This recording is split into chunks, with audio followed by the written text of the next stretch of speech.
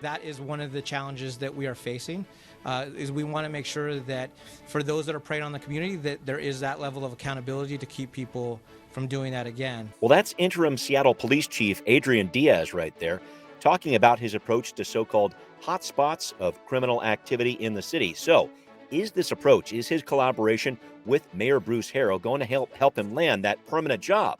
Plus, what about that vote to unionize Amazon workers, a new housing development measure aiming to land on your ballot this fall? And can our state truly phase out the sale of gasoline-powered cars by the year 2030?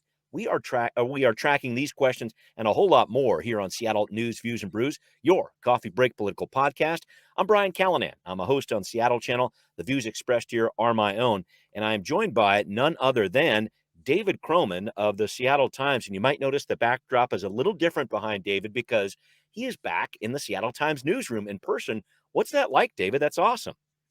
Yeah, it's fun. It's sort of like the first day of school. I'm meeting a lot of these people for the first time. So, Okay. Right. yeah, it's exciting. I'm happy to be Good. here.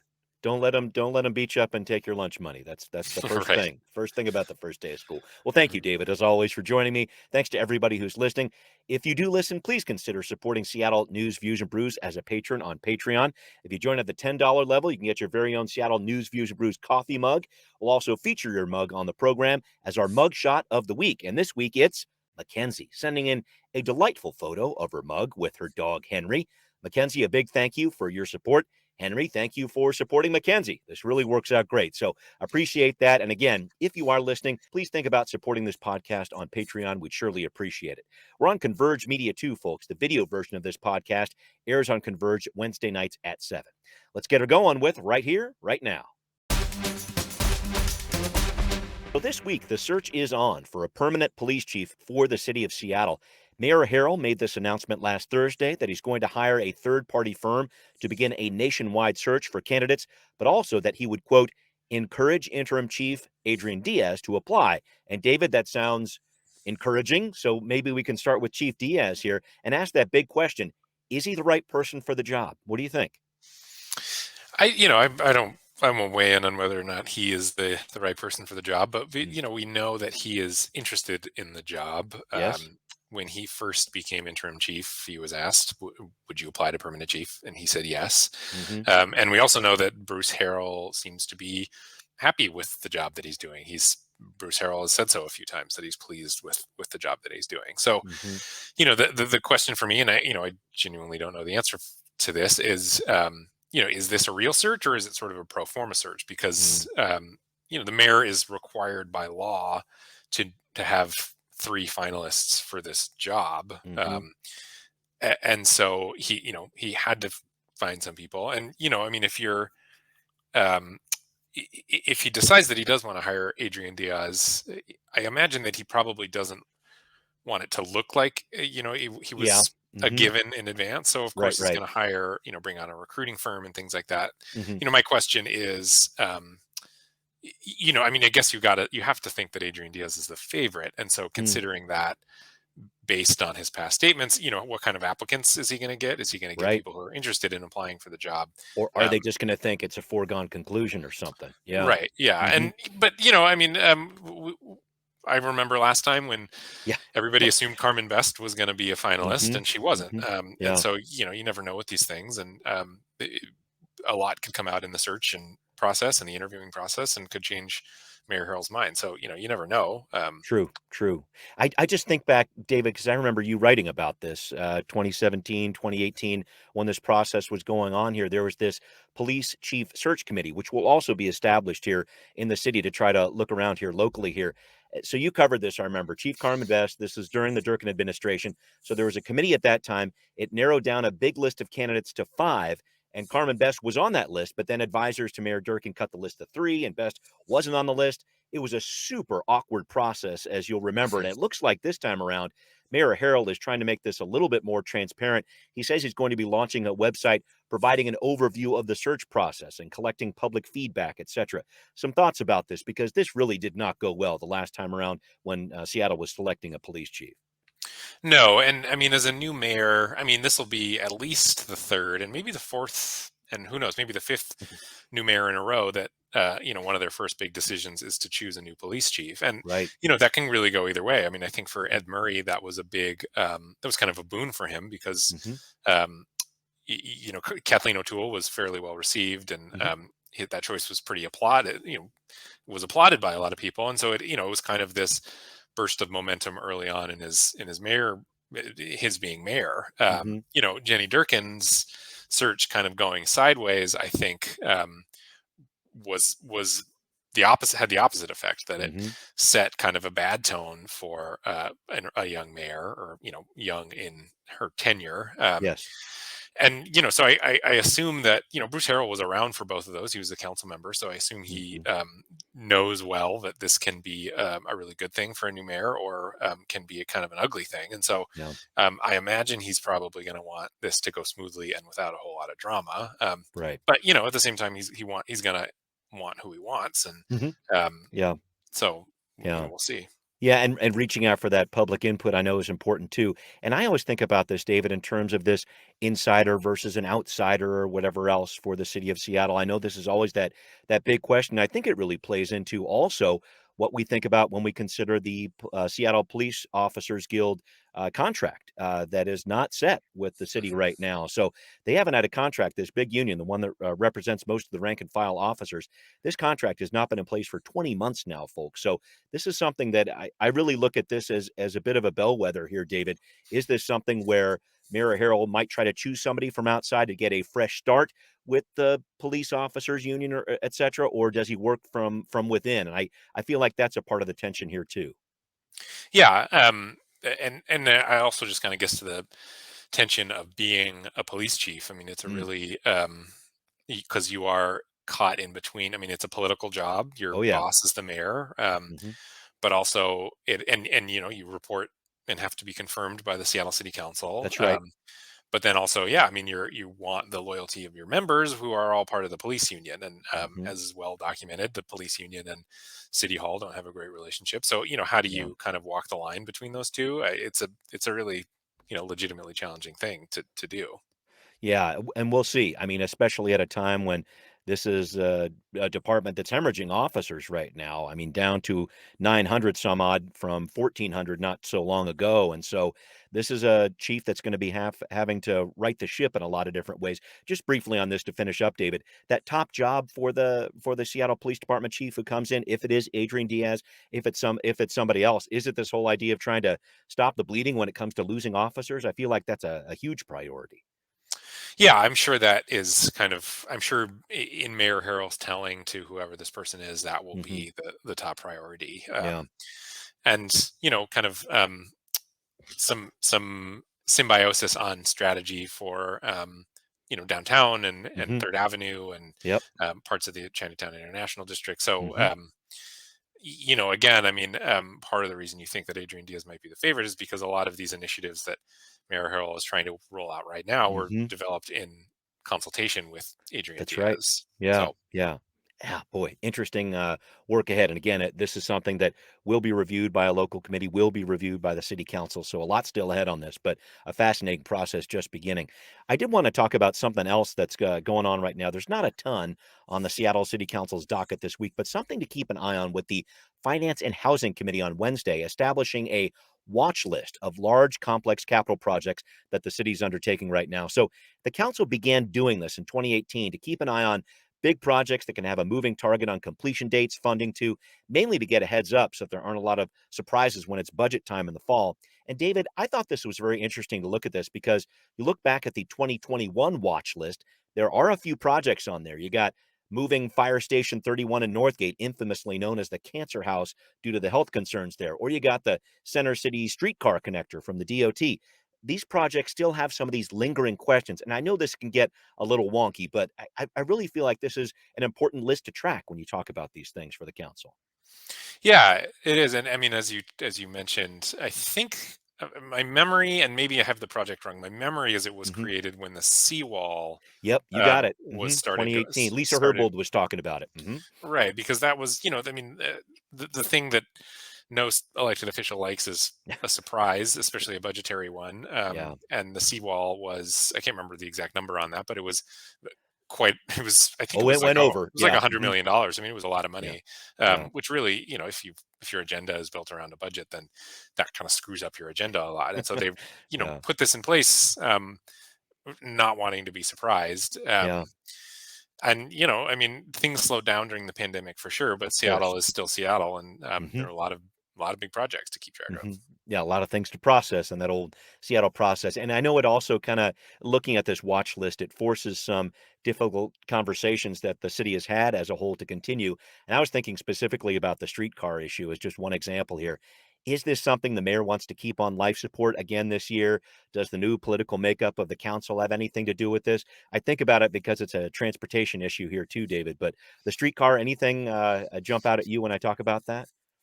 The thing that jumps out at me is, yeah, how long this conversation has stuck around without actually ever moving forward, Right, which right. could maybe be a metaphor for parts of the streetcar, I guess. But, um, Oh, well played. Yeah.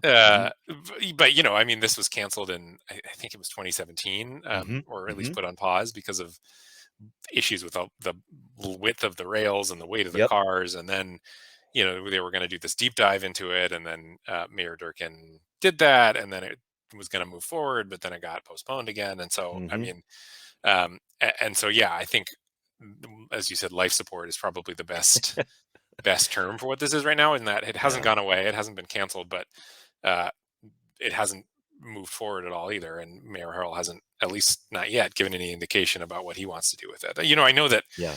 like, the Downtown Seattle Association and a lot of downtown businesses are Oh, really in yeah. favor, really in favor of Mhm. this. I mean, I think it's widely acknowledged at this point that the First Hill and South Lake Union streetcars are Mhm.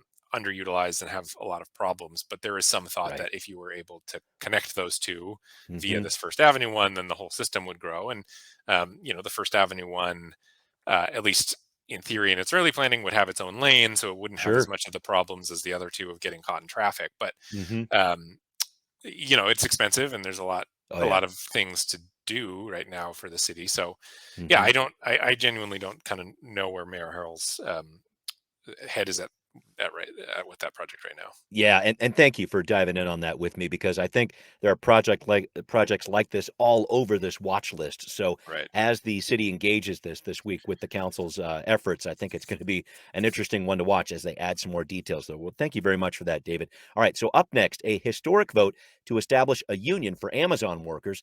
This happened 3,000 miles away in New York, but definitely sending shockwaves all the way to Seattle and around the world. We're going to break it down on Now Hear This. Well, folks, there is a major labor story unfolding right now. Amazon workers in Staten Island, New York, voted to unionize on Friday of last week, the first successful movement to organize Amazon employees in the U.S. They call themselves the Amazon Labor Union. And here's what it sounded like outside the National Labor Relations Board building in Staten Island after the votes were counted just a few days ago. ALU! ALU! ALU! ALU! ALU! They were chanting ALU, ALU for the Amazon Labor Union there, and that was amid popping corks of champagne there.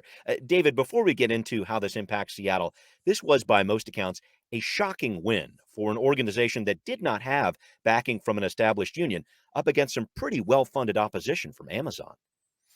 Oh, yeah. It's pretty astounding. As you mentioned, that they were not, the union vote in Bessemer, Alabama, that Right. went down. Well, the first round, it went down pretty hard. Hmm. They took a second vote for some procedural reasons.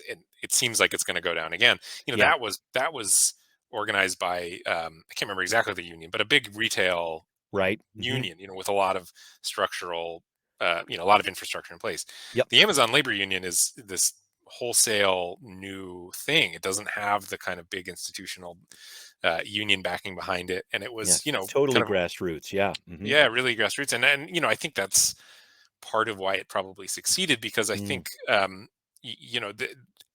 the stories that sort of get at kind of how Amazon was reading this effort kind of suggests that they underestimated it. They were pretty dismissive of the main person who was kind of organizing on this. Um, so, yeah, I mean, it really turned into this, not to be too cliche about it, but David versus Goliath thing. And Hmm. and I really do think it's going to have pretty broad repercussions across the whole economy and Yeah. just the kind of whole labor movement more generally. Right. Can you give me an idea how this might impact Seattle? Because I think about this, we've been tracking local activity at unionized Starbucks employees. I know you and I have over the past couple of weeks here. But will this effort in Staten Island lead to Amazon workers, maybe in parts of our state, pushing for union representation? What do you think? Yeah, I don't know. Except the only thing I know is that these things tend to I mean, I think early days in a union organizing campaign Mm, are scary. I think because no one has a really good sense of like how many other people are on board, and you're sort of sure. trying to figure out how much support for this there is, or if it's just a crazy idea in general, and you're kind of feeling around in the dark. But then Hmm. once there's this kind of example of a success and knowing Yeah. that it is a thing that apparently other workers are supportive of and capable of doing, then Hmm. suddenly you kind of create this unity. You've got everyone else across the country who works for Amazon now has sort of talking points, Hmm. essentially, and Yeah. a starting place that they didn't Yeah. have before. And Hmm. the Starbucks thing is interesting because that started with one store and has spread Right. to a bunch of other stores. Of Hmm. course, unionizing a warehouse of 8,000 employees is significantly more difficult than Oh, yeah. unionizing a coffee shop with 15 employees. Yep. But also the payoff or the kind of impact of it is also exponentially much bigger. Yeah. And this to me is, I think a lot of the labor story over the last couple of years has been one of mostly frankly young college educated people. Hmm. The media industry has seen a big rise in labor unions, and a lot of people who work at Starbucks are college educated, and y- but this is interesting because this sort of more mirrors to me the kind of old school unions of Yeah. Detroit, or the car factories, because these are Working massive working class people. Yeah. working class Okay. people, not Hmm. necessarily college grads, Hmm. massive, massive numbers of people. And so, I mean, I think the Starbucks thing is an interesting story in a lot of ways, but the Amazon one to me feels much bigger than that, which is Yeah. Amazon has now woven itself very deeply into our economy in Oh, a way yeah. that, if you don't want to drink coffee, you don't have to drink coffee, but Right. Right. Amazon has become kind of foundational to a lot of our economy and foundational to Seattle because Yeah. Seattle is the biggest company town in the country. Hmm. More people, there's more office space, Amazon office space per, of the total amount of commercial office space in Seattle than any other Hmm. city, you Right. know. Right. So this sort of has the potential to really upend Amazon's entire business model, and Mm. um, but also has the potential to give many thousands of people a lot more bargaining power.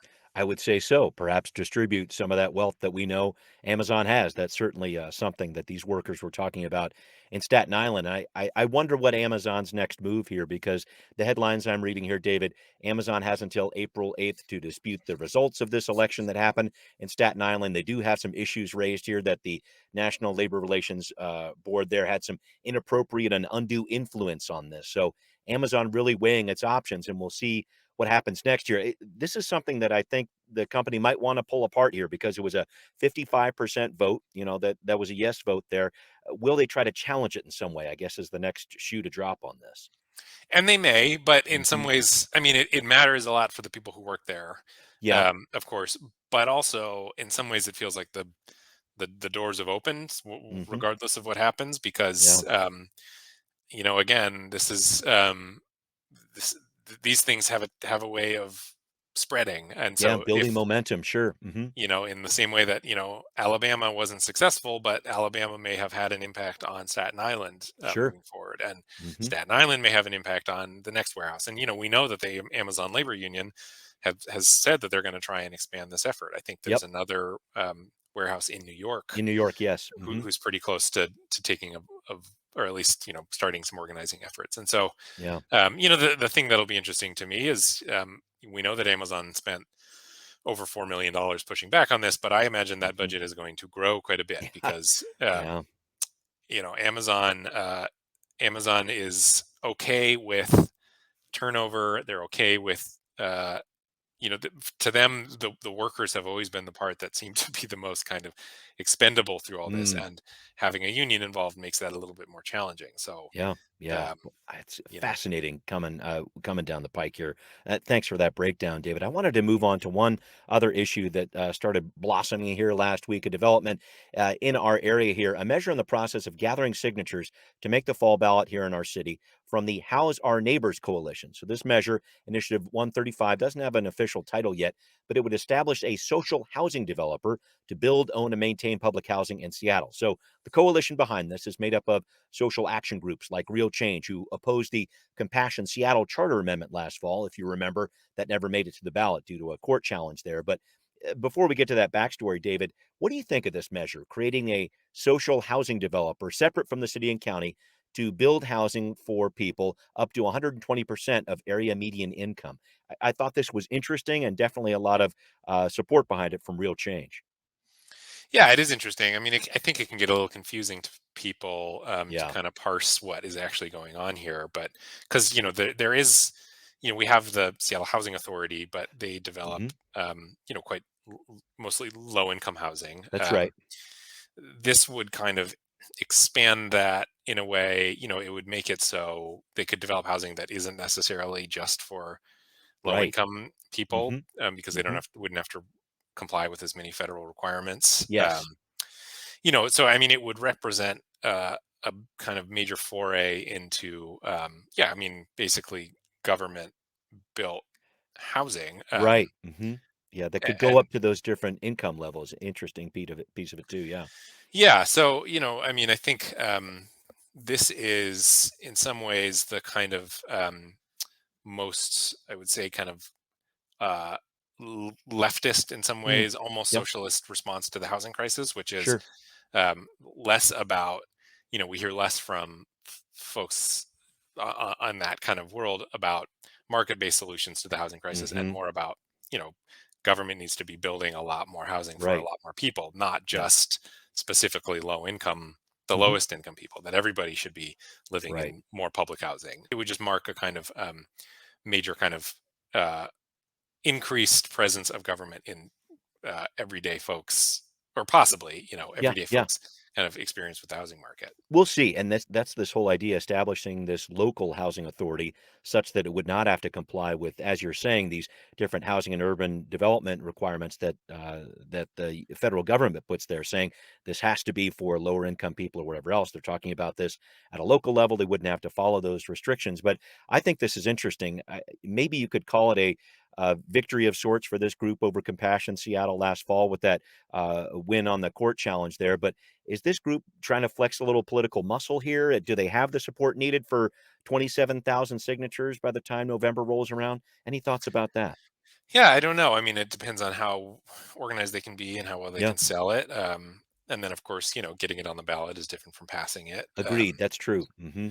And then, if it does pass, passing it and actually raising the money and And capital implementing to it. Yeah, to yeah, build a bunch of housing is a whole nother thing. So it's not like we're going to start seeing a bunch of government run housing here in the next few months or whatever. But that's fair. Yeah. I mean, what is clear is there's a lot of frustration and fear with regard to Seattle and Washington's housing market, and Hmm. so people are looking for solutions, and so it's not out of the question that this could be something that people think is the right path. Yeah, we'll see what happens with this. Again, the city clerk's still looking at this, so we'll have to wait and see how the gathering of signatures proceeds. But a very interesting development here with regard to what's happening with this social developer initiative. So we'll stay on top of that. All right. Well, up next, David is talking about the future of cars in our state, and it's electric.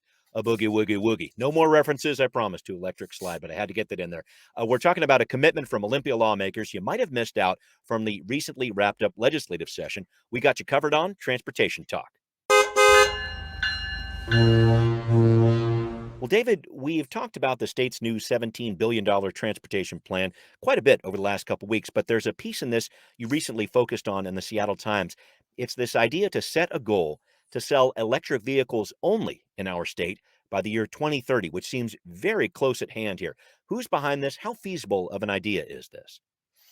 Yeah, I mean, so it's important to point out that this is a goal. Not a mandate. Yeah. Once Hmm. upon a time, when this is sort of pushed for by originally this really, I mean, frankly, one guy, Matthew Metz, his name is, Mm. this nonprofit Cultura. Mhm.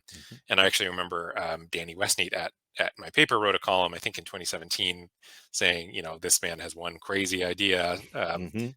but, will it ever be a reality? And, he put in a lot of work, and it was originally, this proposal was a mandate for 2030. Mm.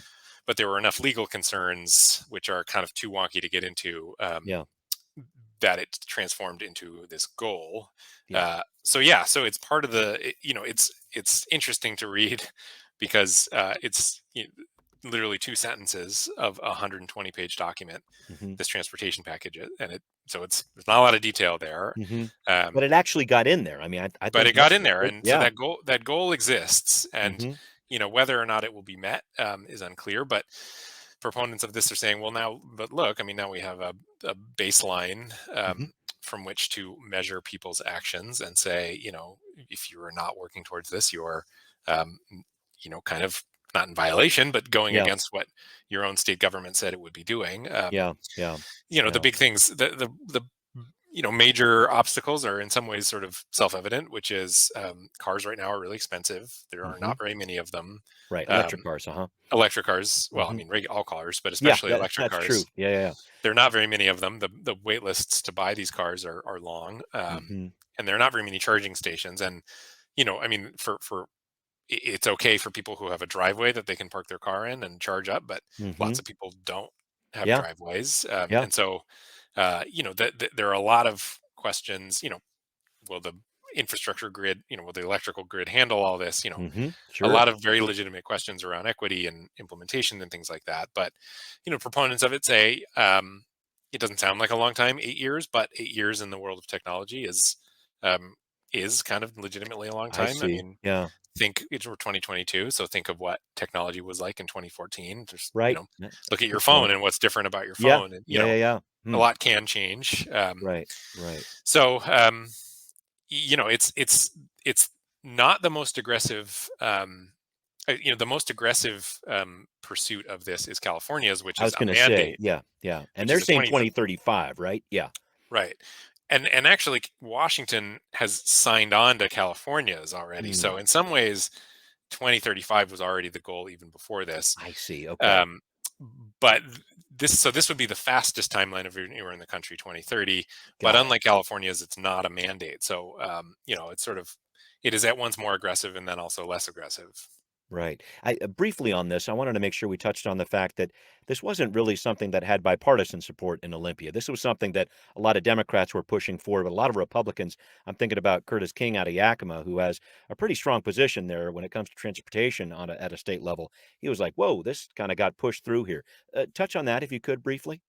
Yeah, it's par for the course for this whole legislative Mm. session, which is Right. Right. almost all of the transportation work was done on a partisan manner. The Yeah. Republicans didn't sign off on hardly anything that the Democrats wanted to do, this Hmm. being included. And so, Yeah. the Republican response to this is we should let the market kind of Yep. dictate, and the market is not Hmm. there. And if you look at the overall number, I think it's something like 1.5% of all cars on the road in Washington right now are Yeah. electric. So Hmm. a long way to go. Yeah. For So sure. they're saying, this is government overreach again, forcing people Hmm. into electric cars, and what start as goals turn into mandates. And Hmm. like a lot of things that happened in Olympia was not bipartisan by any stretch, but Yeah. Democrats, it has been a goal of theirs for a while, and it had the Yeah. backing of Governor Inslee, and so here we are.